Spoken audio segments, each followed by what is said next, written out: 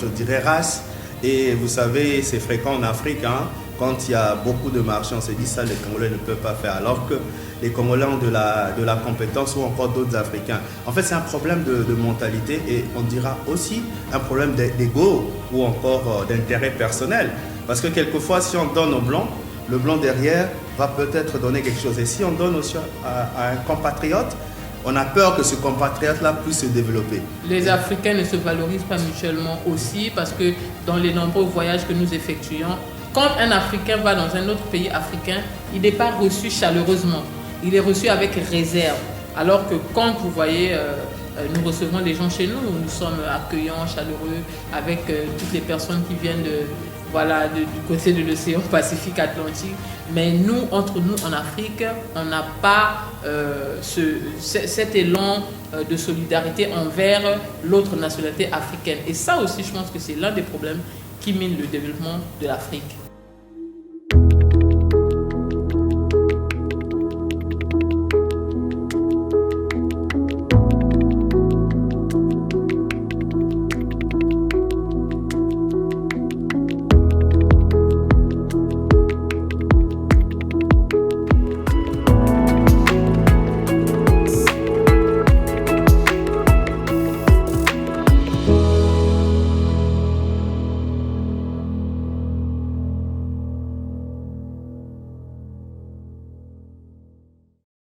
Hello, salut à tous. Aujourd'hui, c'est un jour exceptionnel. Mon nom est Mélodie Boya, la number one business coach en République du Congo. Aujourd'hui, nous avons un numéro spécial. Nous avons notre invité sur le plateau, le coach Darcy Masengo, qui nous vient du Congo-Brazzaville et il est venu pour que nous puissions parler un peu des problèmes qui minent le développement de l'Afrique. Bonjour coach. Bonjour Big Coach Mélodie. Alors, le coach Darcy Masengo, il est coach en développement personnel, il est également auteur et il occupe un poste important justement au niveau de la maison d'édition Nouveaux Horizons. Il saura mieux le dire lui-même. Alors coach, dites-nous un peu comment ça se passe à Nouveaux Horizons, qu'est-ce que vous faites exactement? Oui, merci pour la parole accordée, coach. Je suis Darcy Masengo, comme vous avez su le dire. Je suis coach en développement personnel, auteur et effectivement ambassadeur de la maison d'édition américaine Nouveaux Horizons, qui est la branche d'édition d'Africa Regional Service du département d'État américain aux affaires africaines, qui publie tous les best-sellers américains en français et les vend à un prix, je dirais, économique au niveau donc, de l'Afrique francophone. Alors donc vous voyez qu'ici il ne s'agit pas vraiment des petites choses, hein. Il s'agit de grandir intellectuellement, il s'agit d'être vraiment dans le domaine de la connaissance et si vous avez besoin des livres, vous avez besoin des grands titres, des best-sellers, ben voilà, le coach Darcy Masengo est le meilleur contact pour vous. Alors coach, aujourd'hui nous parlons des problèmes qui minent justement le développement de notre continent et moi je suis vraiment, on peut dire, une panafricaniste et j'aime beaucoup avec passion, j'aime voir les gens réussir, j'aime voir les Africains se développer, j'aime voir les pays, les innovations, etc. Mais nous avons un phénomène aujourd'hui où les Africains ont du mal à accepter la réussite, le succès des autres. Alors, quelles sont les causes selon vous, coach? Bon, les causes sont multiples. On parlera d'abord dans une dimension mentale. Bon, on pourra dire, est-ce que c'est suite à la tragédie historique dont l'homme noir a été victime, notamment l'esclavage, la colonisation, qui a permis à ce que l'homme noir puisse régresser. Mais aujourd'hui, ça fait tant d'années que l'homme noir est libre ou les Africains sont libres, mais on continue à constater vraiment ce problème où il est difficile de voir un Africain accepter le développement d'un autre Africain. Nous sommes Congolais, effectivement aussi voir au Congo pourquoi il est difficile à un Congolais de voir un autre Congolais avancer. Je voudrais juste aborder une anecdote. Un jour, on m'a dit qu'il y avait 3 marmites. Et dans les 3 marmites, la première marmite, il y avait les Juifs, la deuxième marmite, les Arabes, la troisième marmite, les Congolais. Donc, la marmite des Congolais, elle était entièrement vide ou encore non couverte. Et la première marmite totalement couverte, là où il y avait éventuellement les Juifs, on a dit, les Juifs, quand ils sont là, lorsqu'un Juif monte, c'est tous les Juifs qui vont avec lui. Les Arabes, lorsque un sort, puisque la marmite était à moitié ouverte, d'autres, quand il va, il vient tirer d'autres. Mais les Congolais, lorsqu'un Congolais veut monter, les autres Congolais le ramènent vers le bas. Alors j'ai fini par comprendre qu'il y a un problème qui cloche. Bon, dans tout ça, je dirais c'est peut-être un problème de jalousie, de haine, pourquoi pas de sorcellerie. Et voilà pourquoi aujourd'hui on veut aborder de telles thématiques pour révolutionner la mentalité des autres afin que les Africains puissent accepter le développement des autres. Alors moi je me demande bien, ce que vous dites c'est très intéressant, et je me demande bien s'il ne s'agit pas aussi des pesanteurs sociologiques. C'est-à-dire parce que toutes les personnes qui tirent vers le bas sont forcément sous vous. On ne peut pas tirer vers le bas alors qu'on est au-dessus de la personne ou de la situation. Donc toutes les personnes qui ont tendance à tirer vers le bas les autres sont forcément sous ces personnes-là. Alors est-ce que ce n'est pas un problème de pesanteur sociologique? Trop de pauvreté en Afrique qui fait que dès que quelqu'un veut sortir du lot dans la famille ou encore dans la communauté ou encore dans la ville, dans le village, on a toujours tendance à vouloir rabaisser la personne pour que la personne soit justement dans les mêmes difficultés que nous, traverse les mêmes situations, mange les mêmes nourritures, etc. Bon, parler de pesanteur, d'abord il faut parler de mentalité, il faut aller plus loin. On dira par exemple l'Afrique dans les années 60. Moi j'ai lu l'histoire de l'Afrique, notamment pendant la colonisation. Je prends un cas précis, au Kenya, l'histoire de Barack Obama. Son père vivait dans un village très lointain et il était très intelligent. Et donc à l'époque, les Britanniques cherchaient les enfants les plus intelligents pour leur accorder les bourses. Je pense bien à cette époque, c'est tous les villages qui étaient contents de voir, par exemple, le père de Barack Obama aller naturellement à Nairobi et puis bénéficier de cette bourse. Donc on dira, est-ce qu'il y a une différence entre cette génération de 1960 qui acceptait voir leur enfant aller étudier pour s'épanouir et cette génération d'aujourd'hui qui peut-être bloque les autres? Je dirais que c'est juste un problème de mentalité. Effectivement, les pesanteurs sociologiques sont dus naturellement par le fossé ou les écarts. Et moi, j'ai donc par les travers, en fin de compte, de la formation en sciences humaines, en psychologie, il y a une maladie ou encore, pourquoi pas, un mal qu'on appelle le syndrome de Caïn. Le syndrome de Caïn, en fait, c'est quelque chose qui, vous savez, Caïn, vous connaissez, c'est le premier meurtrier au monde qui a tué son frère parce qu'il était jaloux de voir que Dieu avait accepté l'offrande de l'autre. Et aujourd'hui, plusieurs en souffrent. Cela veut dire quoi? 90% de personnes n'arrivent pas à extérioriser leur potentiel. Du coup, ils sont jaloux de voir les autres évoluer. Alors que Dieu nous a donné tous les mêmes chances de s'épanouir. Mais c'est à chacun de pouvoir fournir leur effort. Effectivement, s'il y a les effets sociologiques, d'ailleurs ça touche déjà, il y a une science qu'on appelle la sociologie, donc j'ai effectivement abordé. Il faut voir éventuellement comment rééquilibrer et surtout, je dirais naturellement, niveler la conscience des Africains, qu'ils comprennent le bonheur d'un Africain, c'est le bonheur de tous. Donc du coup, il faut qu'on cesse de telles pratiques, je dirais machiavéliques, pourquoi pas sataniques, pour que l'Afrique puisse évoluer. Alors là, c'est vraiment très important, des machiavéliques, hein, donc on a vraiment beaucoup de choses parfois qui nous étonnent en Afrique, où on voit dans une famille pauvre, mais pauvre, et une seule personne, hier nous étions en train de parler, coach, de quelqu'un qui avait donc eu des loteries, et donc à la veille du voyage. Et donc s'en est allé pour l'éternité, donc pas pour les États-Unis finalement, mais pour l'éternité. Donc je ne sais pas, et on a beaucoup de cas comme ça en Afrique où quelqu'un au bord d'une bénédiction, quelqu'un où pendant la bénédiction, au début d'une explosion, se retrouve soit mort, soit dans des situations incroyables, ou soit sali. Aujourd'hui, on a beaucoup de gens aujourd'hui qui ont d'autres techniques justement pour soit salir la réputation des autres, etc. Donc, coach, qu'est-ce que vous en dites? Connaissez-vous des exemples Effectivement, pareils? il y a quelqu'un aussi qui m'expliquait qu'il avait un oncle, il aimait beaucoup cet oncle-là. Et cet oncle avait eu un visa pour aller étudier en France. Et un jour, avant son voyage, ils sont partis se baigner dans une rivière.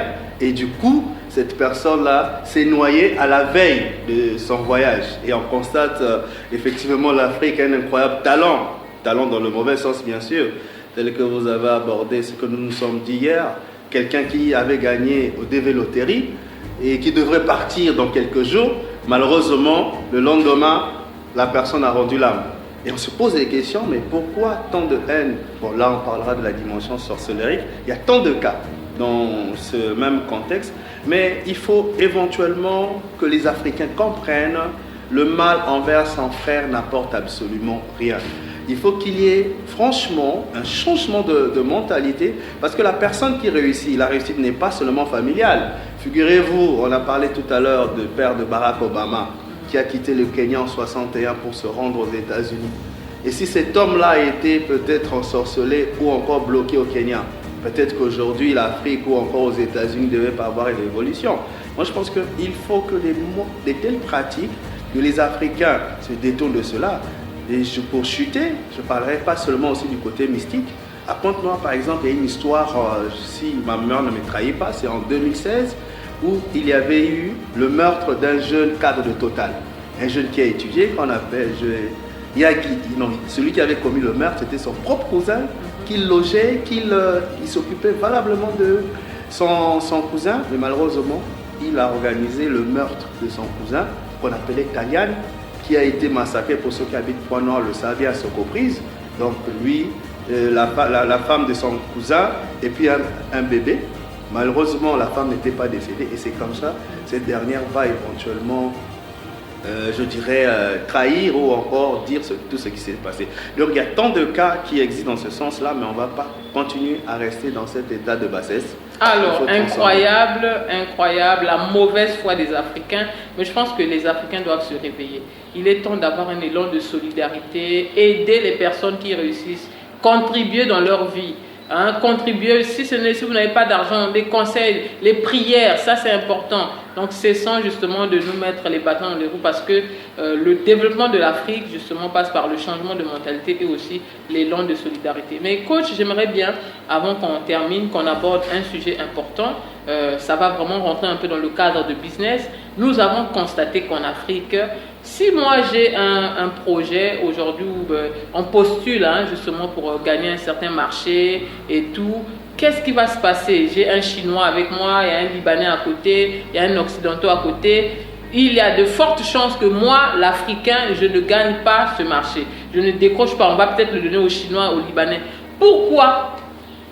D'abord, c'est un complexe d'infériorité. Vous savez, le noir, avec tout ce qu'il a vécu, c'est comme s'il y a quelque chose qui a été enlevé en lui. Et du coup, on est complexé devant peut-être d'autres, je dirais, races. Et vous savez, c'est fréquent en Afrique, quand il y a beaucoup de marchés, on se dit ça, les Congolais ne peuvent pas faire. Alors que les Congolais ont de la compétence ou encore d'autres Africains. En fait, c'est un problème de mentalité et on dira aussi un problème d'ego ou encore d'intérêt personnel. Parce que quelquefois, si on donne au blanc, le blanc derrière va peut-être donner quelque chose. Et si on donne aussi à un compatriote, on a peur que ce compatriote-là puisse se développer. Les Africains ne se valorisent pas mutuellement aussi parce que dans les nombreux voyages que nous effectuons, quand un Africain va dans un autre pays africain, il n'est pas reçu chaleureusement. Il est reçu avec réserve. Alors que quand vous voyez, nous recevons des gens chez nous, nous sommes accueillants, chaleureux, avec toutes les personnes qui viennent du côté de l'océan Pacifique Atlantique. Mais nous, entre nous en Afrique, on n'a pas cet élan de solidarité envers l'autre nationalité africaine. Et ça aussi, je pense que c'est l'un des problèmes qui mine le développement de l'Afrique. Tout à fait, coach, mais c'est ce qu'on est en train de se dire, c'est un problème mental. D'où notre génération, avec tout ce que nous avons comme connaissance, nous devons éventuellement transcender et commencer à en parler afin que l'Africain comprenne qu'il n'y aura pas de différence entre les races. Pour chuter, Dieu nous a tous donné le même cerveau et avec le nombre des neurones. Nous avons tous 100 milliards de neurones et le cerveau blanc, noir, rouge, jaune est le même. Donc on donne à celui qui est plus compétent afin qu'il réalise le travail. Donc voilà. Je pense que c'est l'attitude que nous devons aborder pour éventuellement aller de l'avant. Voilà, des bonnes pistes de solutions. Je pense que vous devrez prendre note et considérer ceci si nous voulons vraiment voir que dans notre génération, que l'Afrique aille de l'avant. Et il y a quelque chose aussi quand même d'important que j'aimerais souligner, qui mine aussi justement le développement de l'Afrique.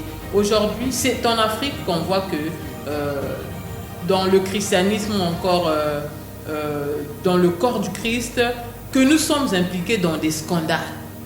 Et c'est incroyable parce que moi je pense que, est-ce que nous avons un problème d'éthique? Parce que quand on voit un peu ce qui se passe ailleurs chez les Occidentaux, même les politiciens n'ont pas droit à faire n'importe quoi. Mais chez nous, chacun fait ce qu'il veut.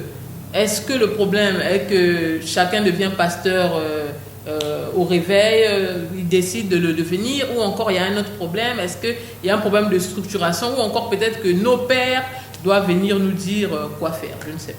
Mais je pense que d'abord, il faut aller sur la base de l'homme. Nous, on nous appelle les Bantous. Bantou veut dire humanité ou encore personne.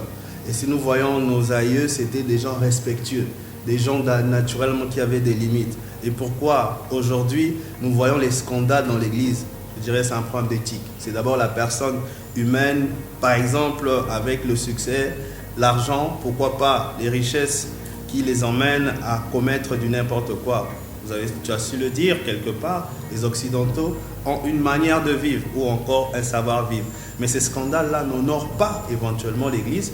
Je pense qu'il est temps que les gens prennent conscience que de scandale en scandale, on ne fait que détruire l'œuvre de Dieu. Et il est question, en fin de compte, même la Bible nous donne une ligne de conduite. Si la parole de Dieu ne peut pas nous redresser, je vois mal que les gens continuent à croire que demain les choses pourront changer. Donc que les gens reviennent dans le bon sens. Et on n'a même pas besoin aussi de Dieu, comme disait René Descartes pour citer, le bon sens est la chose la mieux, je dirais, désirée au monde, que les gens comprennent qu'on a besoin de la rationalité pour se conduire, je dirais, droitement dans la vie. C'est sur ces mots du coach Darcy que nous terminons. Nous avons besoin de la rationalité pour se tenir droit dans la vie. Et je pense que, chers Africains, prenons vraiment conscience et surtout levons-nous, travaillons et afin que l'Afrique soit un continent honorable comme l'a toujours voulu nos ancêtres qui ont bataillé, qui ont crapahuté, qui ont lutté, les Thomas Sankara, les Nelson Mandela, toutes ces personnes qui ont laissé des valeurs africaines. S'il vous plaît, jeunesse africaine, c'est le moment de se lever et de lever haut le drapeau de votre pays pour qu'un jour aussi on parle de votre impact dans votre génération. Merci beaucoup, c'était Mélodie Boya et coach Darcy.